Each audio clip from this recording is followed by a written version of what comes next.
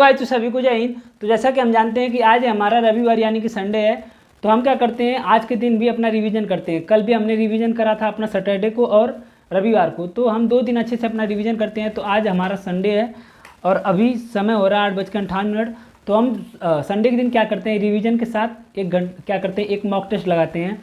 Mock test आप कहीं से भी लगा सकते हैं।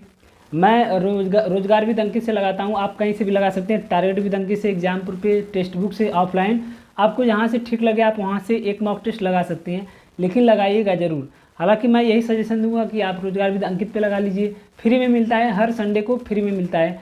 और उसके बाद आज क्या करना है आपको, उसके बारे में थोड़ा सा बात कर लेते हैं। तो आज आपको चीज़ें रिवीजन करना है। गर्मी बहुत खतरनाक पड़ रही है, तो गर्मी से थोड़ा सा बच के पानी का पूरा ध्यान रखते हुए आपको पढ़ाई करनी है। गर्मी तो हो रही है, नो डाउट सबको हो रही है, एक बराबर हो रही है। और केवल मेरे यहाँ नहीं, सबके यहाँ गर्मी एक ही साथ सबको इतना ही पड़ रही है। कुछ लोगों के पास सुविधा है, कुछ लोगों के पास सुविधा नहीं है। तो सुविधा रहे या न रहे, आपको पढ़ना पड़ेगा, गर्मी कितना भी पड़े। अब टाइम नहीं है, टाइम बहुत कम बचा है। एग्ज़ाम डेट अगर आ जाएगा तो फिर आप क्या ही कर लेंगे। जब एग्ज़ाम डेट आ जाएगा तो उससे अच्छा ये रहे कि एग्ज़ाम डेट से पहले आप अपनी तैयारी पूरी कर लें, ताकि एग्ज़ाम डेट आने के बाद रिवीजन और मॉक टेस्ट लगाना रहे, रिवीजन प्रैक्टिस करना रहे। बस ये कहने का मतलब है, ठीक है।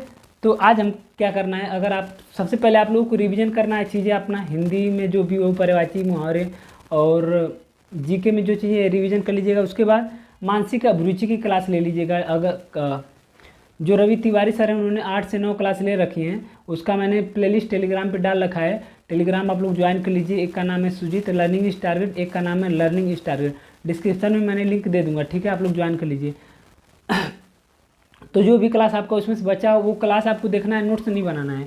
और उसके बाद अगर आपके पास ये बुक होगी जो अंकित सर की है, टारगेट रोजगार विद अंकित की बुक है, जो कि 50 रुपये में मिली थी शायद, हाँ 55 रुपये में मिली थी मुझे।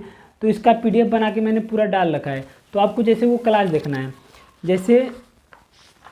जैसे मैं यहाँ पे बता दूं कि अगर आपने मान लेते हैं कि आपने सांप्रदायिक सद्भाव देखा क्लास, आपने सांप्रदायिक सद्भाव का क्लास देखा, तो अब इस बुक में जाके, इस PDF में जाके, या तो बुक होगी तो इसमें जाके उसी चैप्टर को एक बार रिवीजन कर लेना है, ठीक है। बस इतना ही करना है, मानसिक अभिरुचि अपने आप कवर हो जाएगा। क्योंकि मानसिक अभिरुचि में क्या है, 13 क्वेश्चन तो हमारा हर शिफ्ट में पूछा गया था, जो 17-18 को हुआ था।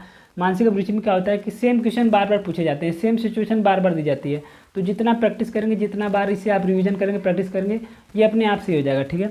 तो ये कर लीजिएगा। और आज बात कर लेते हैं कि आज का मेरा स्कोर कितना रहा और आज का मेरा नंबर कितना रहा। तो इससे पहले बहुत ज़्यादा आप लोगों को डिस्टर्बेंस हुई होगी, लेकिन अब शायद कोशिश करूँगा कि कल से सोमवार से हम लोग सब कुछ अच्छे से लेकर चलें, आपको डिस्टर्बेंस ना हो, ठीक है। तो बात कर लेते हैं कि आज का मेरा स्कोर कितना रहा। तो सबसे पहले बता दूं कि आज का जो लेवल था काफ़ी अच्छा था, मतलब रीजनिंग बहुत खतरनाक थी। चलिए बात कर लेते हैं कि आज का मेरा स्कोर कितना रहा। तो सबसे पहले बात कर लेते हैं सेक्शनल वाइज कि आज मेरा किस सब्जेक्ट में कितना नंबर था। तो सबसे पहले जो मुझे टाइम लगा आज वो 1 घंटे 24 मिनट मान लेते हैं, 1 घंटे 24 मिनट लगा मुझे। मेरा जो एवरेज टाइम है 1 घंटा 30 मिनट में मान के चलता हूँ, 1 घंटे 24 मिनट लगा। और आपको एग्ज़ाम में भी आपके पास टाइम होना चाहिए, क्योंकि उसमें गोला भरने में 15 से 20 मिनट आराम से चला जाता है, ठीक है। तो हड़बड़ी तो करनी नहीं है, उसमें गोला भरना है तो आराम से 20 मिनट, 15 से 20 मिनट आपको बचाना ही होगा। तो मुझे 1 घंटे 24 मिनट लगे। उसके बाद बात कर लेते हैं कि हिंदी में मेरे 35 क्वेश्चन सही थे, 35 क्वेश्चन सही थे, 1 क्वेश्चन गलत था, 1 क्वेश्चन शायद छोड़ दिया था। तो एक चीज़ मैं बता दूं कि आप लोगों को लगता होगा, मैं बार बार कहता हूँ एनालिसिस करने के लिए, तो मैंने यहाँ पे अपनी कॉपी बना रखी है। तो आज हिंदी में साहित्य के 2 क्वेश्चन पूछे थे, एक तो जयशंकर प्रसाद ग्राम, यहाँ पे मैंने अपना बनाया है, 2 के 2 क्वेश्चन मैंने यहाँ पे लिखा है, दोनों क्वेश्चन इसमें से साहित्य के मेरे फंसे हैं। यहाँ पे मैंने लिखा है जयशंकर प्रसाद की प्रथम कहानी ग्राम, और उसके बाद ठीक इसके बगल में यहाँ पे फिर वही चीज़ लिखा है कि जयशंकर प्रसाद की प्रथम कहानी ग्राम है। तो और उसके बाद जो अगला क्वेश्चन आए थे वो महादेव वर्मा का था, वो भी मैंने यहाँ पे लिख रखा है। इसी में से मेरा दोनों क्वेश्चन साहित्य के मैंने उसे एनालिसिस करके यहाँ पे लिख रखा है। तो इसीलिए मैं कहता हूँ कि एनालिसिस बहुत ज़्यादा ज़रूरी है, ठीक है। तो हिंदी के मेरे साहित्य के 2 क्वेश्चन तो ऐसे ही सही हो गए। बाकी हिंदी में आज क्वेश्चन ज़्यादा टफ नहीं था, काफ़ी आसान क्वेश्चन पूछा था। ग्राफ जो 5 ग्राफ था वो भी काफ़ी आसान था। तो हिंदी में आज 30 प्लस तो एकदम आराम से करने लायक था, 30, 32, 33 ये करने लायक था। अगर आपने ध्यान से करा होगा तो ये आराम से हो जाएगा। एक छप्पे पूछा था, वो भी काफ़ी आसान था, रोला उलाला, मतलब काफ़ी आसान क्वेश्चन पूछे गए थे हिंदी में, बस केवल ध्यान से आपको देखना था। तो हिंदी में मेरे 35 सही थे, 10 मिनट लगे। उसके बाद बात कर लेते हैं रीजनिंग में। तो रीजनिंग में मेरे 50+ इससे पहले भी नहीं हुआ था, आज भी नहीं हुआ। 45 ही सही हुए मेरे, 45 सही हुए, मुझे लग गए 41 मिनट, काफ़ी ज़्यादा समय लग गया 41 मिनट। और क्यों लगा? क्योंकि जो 5 क्वेश्चन आता है 41 नंबर, 42, 43, 44, 45, 46, 41 से 46 तक जो 5 क्वेश्चन आता है वो काफ़ी खतरनाक थे। वो आज समझ में नहीं आ रहा था कि ये क्या कैसे करना है, तो उसमें बहुत टाइम लग गया, इसलिए वो।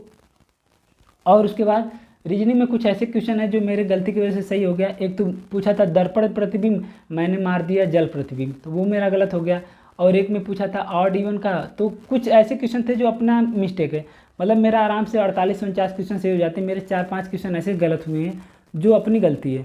और जो 5 क्वेश्चन कठिन थे उसमें से 3 क्वेश्चन गलत हो गए, 2 क्वेश्चन मेरा सही हुआ, बाकी मानसिक अभिरुचि के 2-3 क्वेश्चन गलत हो गए। तो आज रीजनिंग काफ़ी खतरनाक थी, वो 5 क्वेश्चन तो और ख़तरनाक थे, ठीक है। तो रीजनिंग में आज मेरे 45 सही थे। तो रीजनिंग में आज 45 से 50 के बीच में करने लायक था, और हिंदी में मैंने बता दिया कि 31+। फिर बात करते हैं मैथ में। तो मैथ में मेरे 19 सही हैं, हालांकि होने चाहिए थे 20 सही। एक क्वेश्चन ऐसा था जो ग्राफ का था, जो धुंधला दिख रहा था लेकिन दिख रहा था, मैंने उससे कर लिया था, बस गुणा करने में दिक्कत हो गई। 26.8 की जगह 28.8 गुणा करके मैंने 26.8 को ऑप्शन कर दिया। हालांकि मेरा वो सही था, आंसर आ गया था, लेकिन मैंने ऑप्शन गलत चुन लिया। तो हिंदी मैथ में मेरे 20 सही हो जाते, लेकिन एक क्वेश्चन गलत हो गया। मुझे मैथ में 20 मिनट लगे, ठीक है। तो मैथ में भी आज आराम से 15 से 17 के बीच में करने लायक था। उसके बाद जीके और जीएस की बात कर लेते हैं। तो सबसे पहले मैं यहाँ पे बता दूँ कि जीके और जीएस में जो मेरे क्वेश्चन हैं, आज काफ़ी ज़्यादा क्वेश्चन मेरे सही हो गए। आज काफ़ी आसान क्वेश्चन भी पूछे गए थे। जीके और जीएस में बहुत से ऐसे क्वेश्चन थे जो मेरे इसी कॉपी से मिले हैं, 7-8 क्वेश्चन। एक तो सबसे पहले पूछा था अप्सरा वाला कि भारत का पहला परमाणु रिएक्टर अप्सरा, मैंने यहाँ पे लिख रखा है, यहाँ पे मैंने हाईलाइट करा है कि किस वर्ष जब पंडित जवाहरलाल नेहरू द्वारा भारत के पहले नाभिकीय रिएक्टर का औपचारिक तौर पर उद्घाटन किया गया था। तो उसका सही आंसर अप्सरा, जो कि 1957 में इसका उद्घाटन किया गया था। और उसके बाद एक पूछा था कि शशि थरूर को मिला था फ्रांस का, तो मैंने यहाँ पे लिख रखा है शशि थरूर का फ्रांस वाला, ये चीज़ है। उसके बाद महाराष्ट्र का लावड़ी नृत्य मैंने यहाँ पे लिख रखा है।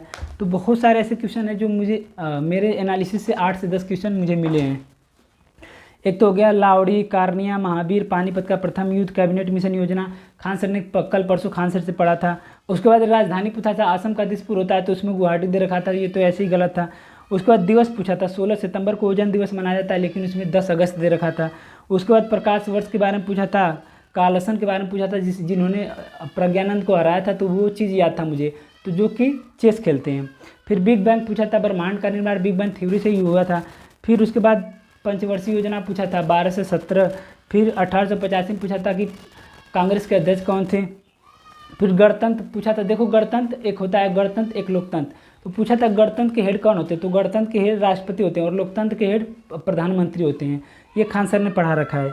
उसके बाद दिल्ली में कितनी सिटी होती हैं, 70, दिल्ली बहुत चर्चित है। उसके बाद एक और राजधानी पूछी थी जो कि शहर की दूसरे देश की थी, कुवैत का होता है कुवैत सिटी, जो कि उसमें कुछ और दे रखा था, तो वो भी सही हो गया मेरा। तो आज मेरे जीके में 30 सही हुए, जो कि टोटल 10 मिनट लगे। तो ये था मेरा आज का।